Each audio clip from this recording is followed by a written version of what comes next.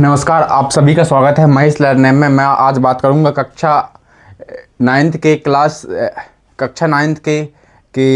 Chapter first के बारे में, जिसका नाम है हमारे आसपास के पदार्थ। चैप्टर फर्स्ट है जिसका नाम हमारे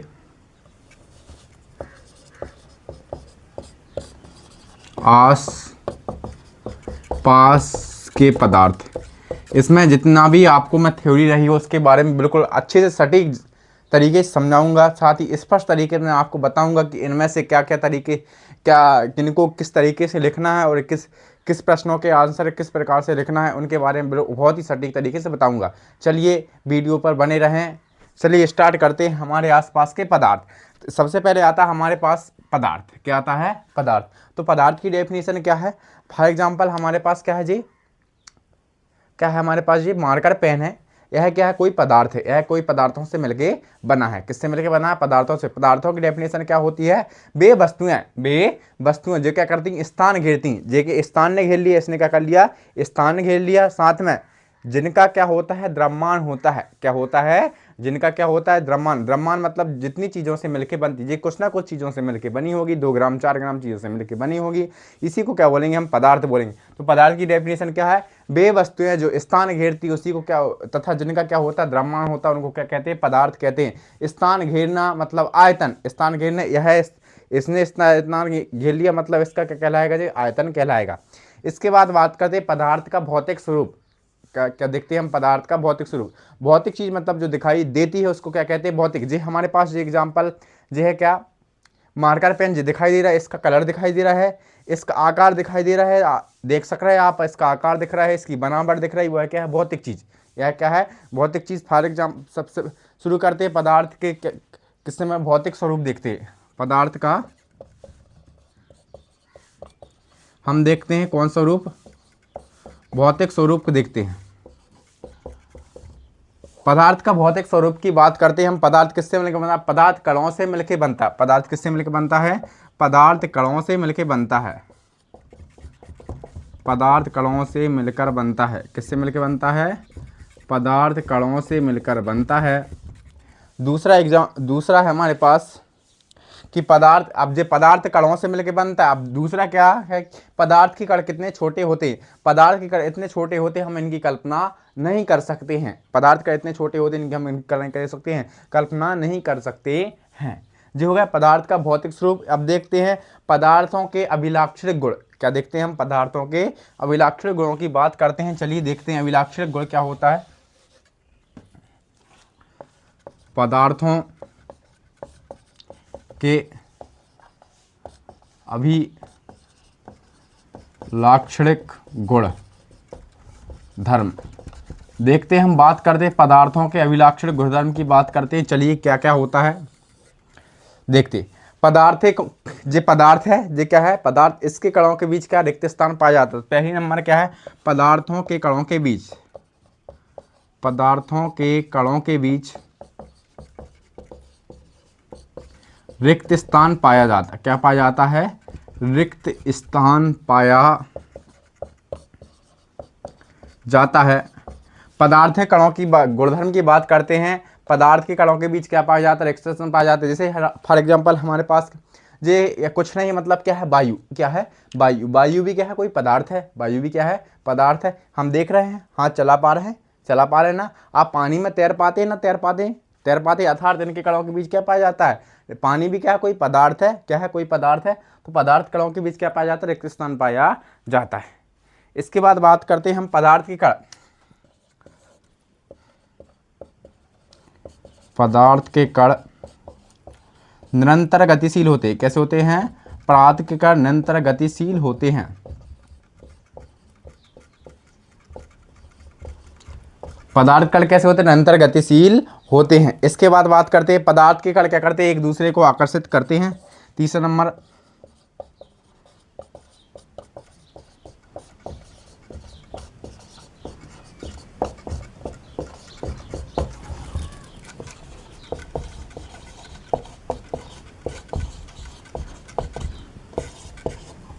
जैसे जे पदार्थों से मिलके बना, पदार्थ कणों से मिलके बनता। देखिए एक दूसरे से आकर्षित कर रहा है, तब जाके ये क्या है? ये जे पेन का निर्माण हुआ है। इसके बाद बात करते हैं हम पदार्थ के कणों की अवस्थाएं। क्या बात करते हैं? पदार्थ की अवस्थाएं। आप पदार्थों के अभिलक्षण गुणधर्म, मैंने बताया आपको, पदार्थों के कणों के बीच क्या पाया जाता है? रिक्त स्थान पाया जाता है। पदार्थ के कण कैसे होते हैं? निरंतर गतिशील होते हैं। पदार्थ कण कैसे होते हैं? एक दूसरे को क्या करते हैं? आकर्षित करते हैं, मतलब इनमें आकर्षण बल पाया जाता है। अब देखते हैं हम पदार्थ की विशेषताएं, पदार्थ की अवस्थाएं। क्या देखते हैं हम? पदार्थ की अवस्थाएं। चलिए मैं बात करता हूं पदार्थ की अवस्थाएं। बात करते हैं पदार्थ की अवस्थाएं।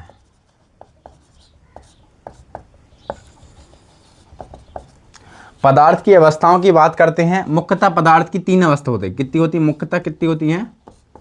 मुख्यतः पदार्थ की अवस्थाएं कितनी होती हैं? 3 होती हैं। कितनी होती हैं? 3 होती हैं। देखते एक एक करके। पहली अवस्था हमारी ठोस अवस्था, दूसरी अवस्था हमारी द्रव अवस्था, तीसरी अवस्था है गैस अवस्था। कौन सी अवस्था? गैस अवस्था। अन्य 2 अवस्थाएं भी होती हैं जिनका जिक्र हम अगले इस पे करेंगे, अगली वीडियो में करेंगे। 2 अवस्था कौन कौन सी? चौथी अवस्था है प्लाज्मा और 5वीं अवस्था है बोस आइंस्टाइन कंडेंसेट। ठीक है। अब पदार्थ की 3 अवस्था, मुख्यतः 3 अवस्था देखते हैं हम। क्या है? ठोस अवस्था, द्रव अवस्था और गैस अवस्था। ठोस अवस्था की बात करते हैं। हमारे पास देखिए क्या है जी? डस्टर है। क्या है? डस्टर है। ये क्या है? ठोस है। कौन से? हमको नहीं पता कौन सी अवस्था। हम ठोस अवस्था की विशेषता क्या है कि इनका आकार क्या है? आकार। दूसरा नंबर आता है आयतन। इनका आकार कैसा होता है? निश्चित होता है। कैसा होता है?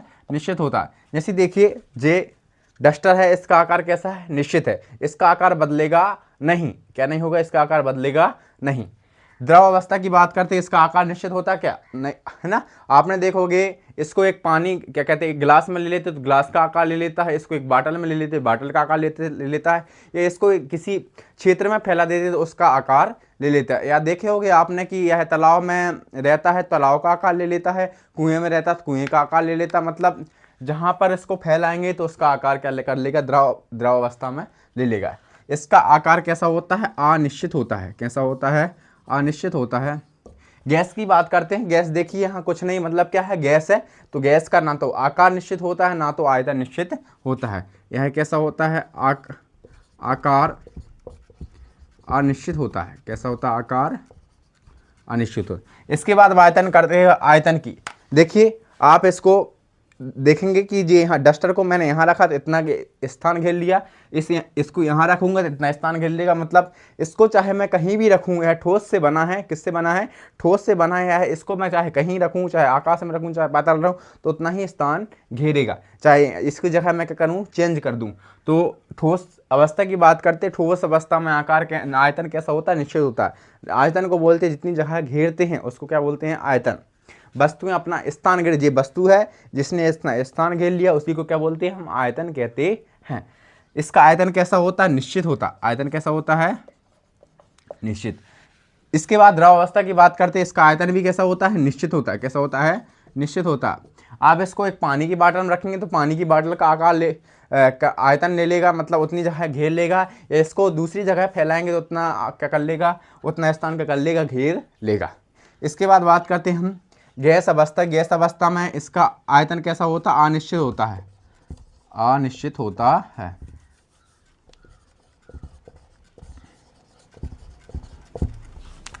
इसके बाद बात करते हैं हम आकार आयतन। इसके बाद बात करते कण। क्या बात करते हैं? ठोस के कण कैसे होते हैं? बहुत पास पास में होते हैं। कैसे होते हैं? ठोस के कण कैसे होते हैं? बहुत पास पास में होते हैं। द्रव अवस्था की बात करते हैं। कण कैसे होते हैं? कण ठोस से दूर। किससे दूर? ठोस से दूर, लेकिन गैस से पास। गैस से पास। आपने देखे होंगे कि दीवार में हाथ चलाते तो पूरा चल पाता क्या? जबकि पानी में हाथ चलाते तो हमारा हाथ चला जाता है, लेकिन वो भी कठिनाई से जाता है। तो उसके कण कैसे होते हैं? द्रव अवस्था में कण कैसे होते हैं? ठोसों से दूर होते हैं, लेकिन गैस से कैसे होते हैं? पास में होते हैं। इसके बात करते हैं गैस अवस्था में कण कैसे होते हैं? बहुत दूर होते हैं। कण कैसे होते हैं? बहुत दूर दूर होते हैं। कैसे होते हैं? कण बहुत दूर दूर। इसके बाद देखते हैं हम आकर्षण बल। क्या देखते हैं? आकर्षण बल। ठोसों में आकर्षण बल कैसा होता है? सबसे ज्यादा। कैसा होता है? सबसे ज्यादा। इसके बाद किससे ज्यादा? गैस से ज्यादा, लेकिन ठोस से कम। किससे कम? ठोस से कम। और सबसे कम, सबसे कम। सबसे कम आकर्षण बल किसमें होता है? गैस अवस्था में होता है। इसके बाद बात करते हैं, चौथा नंबर की बात करते हैं हम विसरण। किसकी बात करते हैं? विसरण। ठोस अवस्था में विसरण का गुण नहीं पाया जाता, या पाया जाता सबसे कम पाया जाता है। इसमें ठोस अवस्था में विसरण गुण नहीं पाया जाता, इसमें द्रव अवस्था में पाया जाता है, गैस अवस्था में सबसे ज्यादा पाया जाता है, सबसे ज्यादा पाया जाता है। इसके बाद बात करते हैं हम संपीड़ितता। किसकी बात करते हैं? संपीड़ितता। आपने देखोगे इसको दबाने पर दबेगा क्या? दबेगा नहीं, बल्कि क्या हो जाएगा? टूट जाएगा। क्या हो जाएगा? टूट जाएगा। ठोस अवस्था में संपीड़ितता गुण नगण्य होता है, मतलब ना के बराबर होता है। द्रव अवस्था में किसके? ठोस अवस्था से ज्यादा होता है, जबकि गैस अवस्था से कैसा होता है? कम होता है। और सबसे ज्यादा संपीड़ितता गुण किसमें पाया जाता है? गैस अवस्था में पाया जाता है। आप समझ गए होंगे ठोस अवस्था, द्रव अवस्था और गैस अवस्था के बारे में, अंतर के बारे में एक बार और बता देता हूं। ठोस अवस्था किसे कहते हैं? गैस अवस्था किसे कहते हैं? और द्रव अवस्था कैसे? ऐसी अवस्था जिसमें आकार और आयतन दोनों निश्चित होता है, ऐसी अवस्था को बोलते हैं हम ठोस अवस्था। ऐसी अवस्था जिसमें कणों के भी इनका आकार और आकार कैसा होता है? अनिश्चित होता है। आयतन कैसा होता है? निश्चित होता है। गैस अवस्था की बात करते हैं, आकार और आयतन कैसा होता है? अनिश्चित होता है। इसके बाद बात करते हैं कण कैसे होते हैं? ठोस के कैसे होते हैं? पास पास में होते हैं। द्रव के कण की बात करते हैं, कैसे होते हैं? ठोस से दूर होते हैं, लेकिन गैस से पास में होते हैं। इसके बाद गैस अवस्था की बात करते हैं, सबसे दूर दूर होते हैं। इसके बाद बात करते हैं आकर्षण बल सबसे ज्यादा किसमें पाया जाता है? ठोस अवस्था। इसलिए कण कैसे होते हैं? बहुत पास पास में होते हैं। द्रव अवस्था की बात करते हैं, ठोसों से कम, ठोसों से दूर होते हैं, लेकिन गैस से कैसे होते हैं? पास में होते हैं। और गैस अवस्था की बात करते हैं, गैस अवस्था में कण कैसे होते हैं? सबसे दूर, बहुत दूर दूर होते हैं। विसरण की आकर्षण बल की बात करते हैं, सबसे ज्यादा किसमें आकर्षण बल पाया जाता है? ठोस अवस्था में। इसके बाद द्रव अवस्था में। इसके बाद किसमें पाया जाता है? गैस अवस्था में पाया जाता है। इसके बाद देखते हैं हम विसरण। विसरण का मतलब दो पदार्थों का स्वतः मिल जाना। विसरण की परिभाषा क्या बनती है? दो पदार्थों का स्वतः मिल जाना क्या कहलाता है? विसरण कहलाता है। विसरण का गुण ठोस अवस्था में ना के बराबर पाया जाता है, द्रव अवस्था में भी ठोस से ज्यादा पाया जाता है, लेकिन गैस से कम पाया जाता है। सबसे ज्यादा किसमें पाया जाता है? गैस अवस्था में पाया जाता है। संपीड़ितता। संपीड़ितता गुण ठोस में ना के बराबर पाया जाता है, द्रव अवस्था में पाया जाता है, सबसे ज्यादा गैस अवस्था में पाया जाता है। आई होप आपको समझ में आ गया होगा ठोस अवस्था, द्रव अवस्था और गैस अवस्था के बारे में। इसके बाद बढ़ते हैं हम आगे।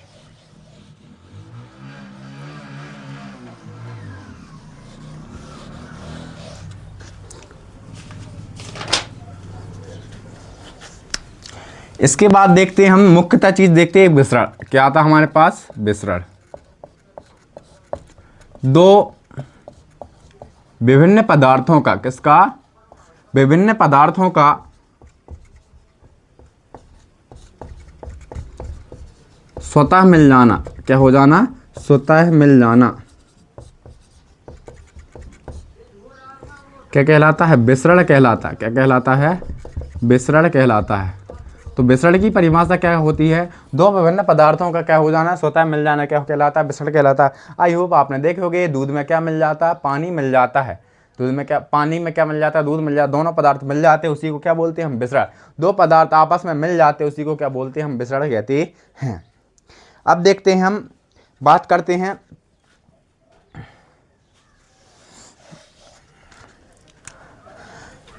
अब बात करते हैं अवस्था परिवर्तन के बारे में। किसके बाद बात करते हैं? अवस्था परिवर्तन के। अवस्था परिवर्तन मुख्यतः दो प्रकार से किया जाता है। एक किया जाता है कि तापमान में परिवर्तन कर, और एक करके किया जाता है दाब में परिवर्तन। किसमें? तापमान में परिवर्तन और दाब में परिवर्तन करके पदार्थों क्या किया जाता है? अवस्था को परिवर्तित कर सकते हैं। अब देखते हैं हम गलनांक। क्या देखते हैं? गलनांक।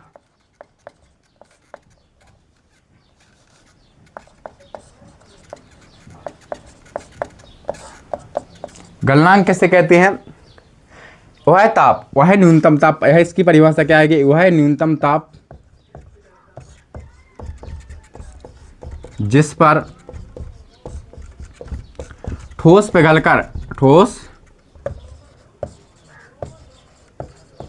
पिघलकर क्या बन जाता है? द्रव बन जाता है। क्या बन जाता है? ठोस पिघलकर द्रव बन जाता है। उस ताप को क्या कहते हैं?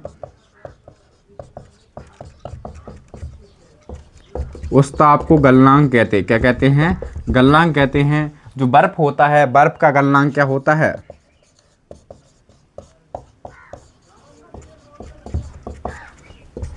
0 अंश सेल्सियस या 273.15 केल्विन होता है। कितना होता है? 0 अंश सेल्सियस या 273.15 केल्विन होता है। इसके बाद बात करते हैं हम क्वथनांक। किसकी बात करते हैं हम? क्वथनांक की।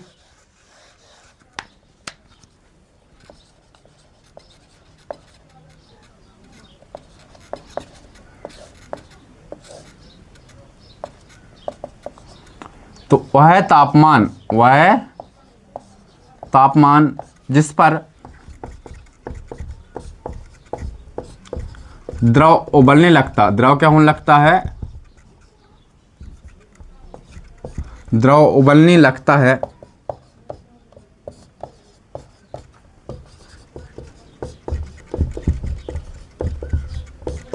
उस तापमान को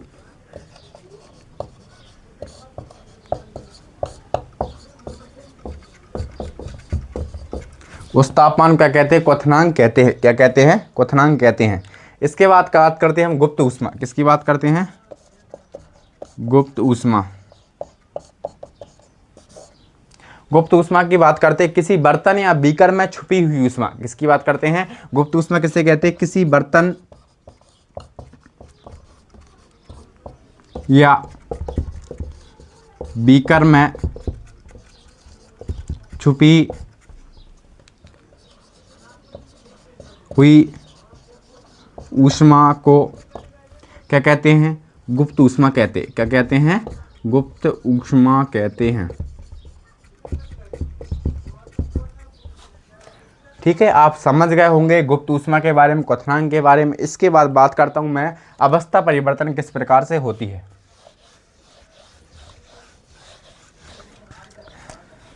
हमारे पास आ गए यहाँ ठोस, यहाँ आ गया हमारा द्रव, यहाँ आ गया हमारा गैस।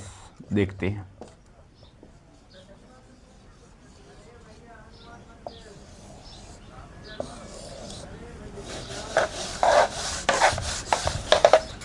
जो हो गया हमारे पास ठोस, जो हो गया द्रव, ये क्या हो गया? गैस।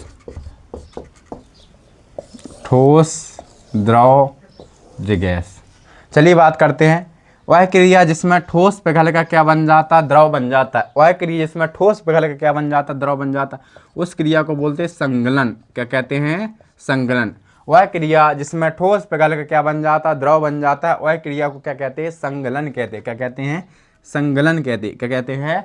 संगलन कहते हैं। वह क्रिया जिसमें द्रव क्या क्या हो गए? वाष्प बन के क्या बन जाता? गैस बन जाता। उसको कहते हैं हम बाष्पीकरण। क्या कहते हैं? उसको बाष्पीकरण कहते हैं। क्या कहते हैं? हम बाष्पीकरण कहते हैं। वह क्रिया जिसमें ठोस पिघल क्या बन जाता? द्रव बन जाता, उसे कहते हैं हम संगलन।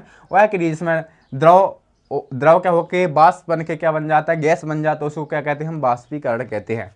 वह क्रिया जिसमें गैस इकट्ठी होके क्या बन जाती है? द्रव बन जाती। क्या बन जाती? द्रव। उसको बोलते हैं हम संघनन। क्या बोलते हैं? हम संघनन कहते हैं। वह क्रिया जिसमें गैस इकट्ठी होकर क्या बन जाती? द्रव बन जाती, इसी को क्या बोलते हैं? संघनन। वह क्रिया जिसमें द्रव क्या होने लगता है? जमने लगता है। वह क्रिया जिसमें द्रव क्या होने लगता है? जम जाता, और जम के क्या बन जाता? ठोस बन जाता, उसको बोलते हैं हम जमना। क्या बोलते हैं? जमना। आप समझ गए होंगे। वह क्रिया जिसमें ठोस पिघल के क्या बन जाए? द्रव, उसको बोलेंगे संगलन। वह क्रिया जिसमें द्रव क्या हो गए? वाष्प बन के गैस बन जाए, उसको क्या बोल देंगे? वाष्पीकरण। वह क्रिया जिसमें द्रव गैस इकट्ठी होकर क्या बन जाए? द्रव बन जाए, उसको बोलते हैं संघनन। वह क्रिया जिसमें द्रव क्या होके जम जाए, द्रव क्या हो जाए? जम के क्या बन जाए? ठोस बन जाए, उसको बोलते हैं जमना। वह क्रिया जिसमें ठोस से द्रव अवस्था में आए बिना किस अवस्था में परिवर्तन हो जाए? गैस अवस्था में, उसको बोलते हैं हम क्या बोलेंगे? उसको ऊर्ध्वपातन, क्या बोलेंगे, ऊर्ध्वपातन। इसका बहुत अच्छा एग्जाम्पल है, आप कपूर को खुला छोड़ दे, आपने देखोगे कपूर को खुला छोड़ देने पर क्या हो जाती है, उड़ जाती है। क्या हो जाती है, उड़ जाती है। इसके बाद वह क्रिया जिसमें गैस से डायरेक्ट किस अवस्था में आ जाता है, द्रव ठोस अवस्था में आ जाता है, उसको बोलते हैं हम निक्षेपण। क्या बोलते हैं, निक्षेपण कहते हैं। क्या कहते हैं हम, निक्षेपण कहते हैं। आपने देखोगे कि एक अच्छा सा एग्जाम्पल, जब कपूर को क्या बीकर के अंदर जलाते हैं तो उड़ जाती है, उड़ने के पश्चात उसको ऊपर रुई का डॉट लगा देते हैं और डॉट में क्या हो जाती है, इकट्ठी हो जाती है, उसको धीरे धीरे ठंडा कर दिया जाता है, उस किस में रूप में, क्रिस्टल के रूप में जमा हो जाती है, मतलब ठोस के रूप में जमा हो जाती है। इसको क्या बोलते हैं हम, निक्षेपण कहते हैं। क्या कहते हैं, निक्षेपण कहते हैं। या कपूर और नमक को एक साथ जलाने पर कपूर क्या उड़ के कहाँ हो जाती है, ऊपर इकट्ठी हो जाती है। इसके बाद देखते हैं, निक्षेपण समझ गए होंगे। एक बार और बताता हूँ, ठोस से द्रव मतलब संगलन, द्रव से गैस मतलब क्या होता है, बाष्पीकरण, ठोस से गैस मतलब क्या होता है, ऊर्ध्वपातन, गैस से द्रव मतलब क्या, वो गैस से ठोस मतलब क्या होता है, निक्षेपण, गैस से द्रव मतलब क्या होता है, संघनन, द्रव से ठोस मतलब क्या होता है, जमना। क्या होता है, जमना। आई होप आप समझ गए होंगे। फिर से एक बार मैं रिपीट कर देता हूँ, वह क्रिया जिसमें ठोस पिघल कर क्या बन जाए, द्रव बन जाए, उसको बोलते हैं संगलन। वह क्रिया जिसमें द्रव बाष्प बन के गैस बन जाए, उसको बोलते हैं बाष्पीकरण। वह क्रिया जिसमें गैस जम के, वो गैस सॉरी इकट्ठा होकर क्या बन जाए, द्रव बन जाए, उसको बोलते हैं संघनन। वह क्रिया जिसमें द्रव जम के क्या बन जाए, ठोस बन जाए, उसको बोलते हैं जमना। वह क्रिया जिसमें ठोस द्रव अवस्था से आए बिना डायरेक्ट किस अवस्था में चला जाए, गैस अवस्था में जाए, उसको बोलते हैं ऊर्ध्वपातन। वह कि जिसमें गैस द्रव अवस्था में आए बिना डायरेक्ट किस में चल जाए, ठोस अवस्था में चल जाए, उसको बोलते हैं हम निक्षेपण। क्या बोलते हैं, निक्षेपण। आई होप आप समझ गए होंगे। इसके बारे में आगे और बताता हूं मैं आपको।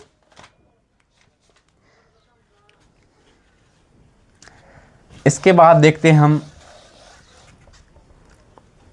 बाष्पीकरण। क्या कहते हैं, बाष्पीकरण देखते हैं। वह क्रिया जिसमें क्वथनांक से कम तापमान पर, क्वथनांक से कम तापमान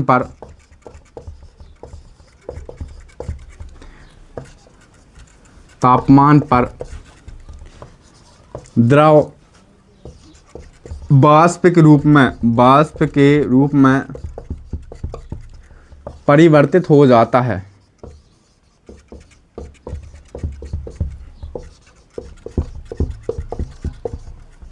उसे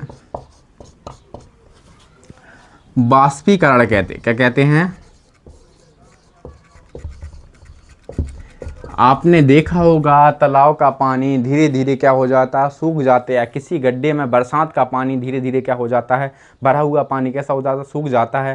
यह क्या हो जाता है, बिना उबले क्या हो जाता है, उसका क्या हो जाता है, बाष्पीकरण हो जाता है, और धीरे धीरे क्या हो जाता है, वह सूख जाता है। आपने देखोगे जब धूप में कपड़े डालते हैं तो वह कैसे हो जाते हैं, सूख जाते हैं, क्योंकि वो पानी होता है, उनके अंदर जो पानी होता है क्या, वो धीरे धीरे उड़ के क्या हो जाता है, बाष्प बन जाता है, गैस बन जाता है, और कैसे हो जाते हैं, कपड़े कैसे हो जाते हैं, सूख जाते हैं। क्या हो जाते हैं, सूख जाते। देख लीजिए आपने, बाष्पीकरण वह क्रिया जिसमें क्वथनांक से कम तापमान पर द्रव बाष्प के रूप में क्या हो जाता है, परिवर्तित हो जाता है, उससे क्या कहते हैं, बाष्पीकरण कहते हैं। इसको प्रभावित करने वाले मुख्यतः 4 कारक होते हैं। कितने कारक होते हैं, 4 कारक होते हैं। यहाँ देखते हैं प्रभावित करने वाले कारक।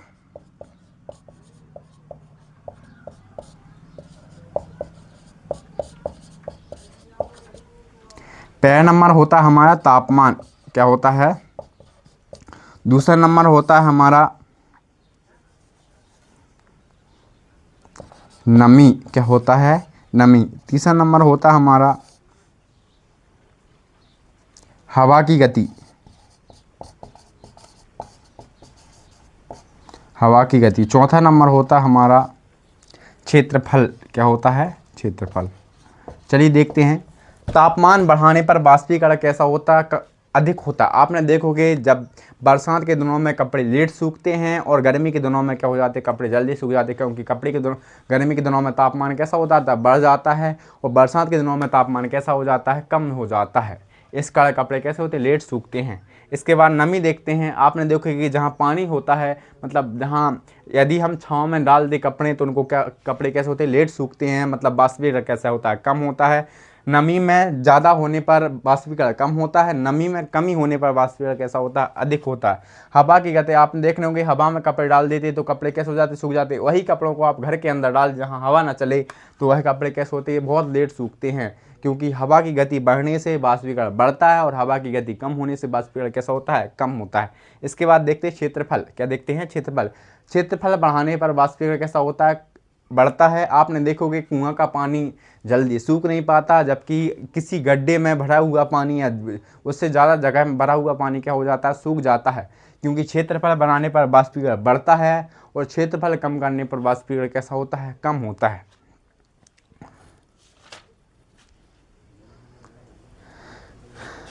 इसके बहुत सारे एग्जाम्पल है। गर्मियों में कपड़े क्यों सूती, गर्मियों में सूती कपड़े क्यों पहनने चाहिए, इसके बहुत सारे एग्जाम्पल हम बहुत सारे बता सकते हैं।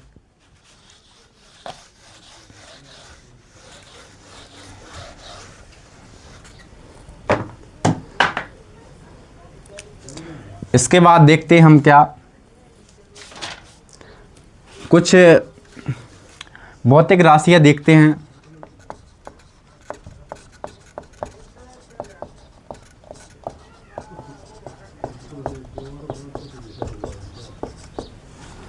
आप सभी को और होली की हार्दिक हार्दिक शुभकामनाएं। आपका जीवन इस होली में बहुत ही मंगलमय हो और आप अपने भविष्य के लिए सदैव आगे बढ़ते रहें, आप अच्छे कर्म करते रहें, जिससे आपका भविष्य में क्या हो और अच्छा प्रकाश आए। इसी के साथ जय हिंद, जय भारत।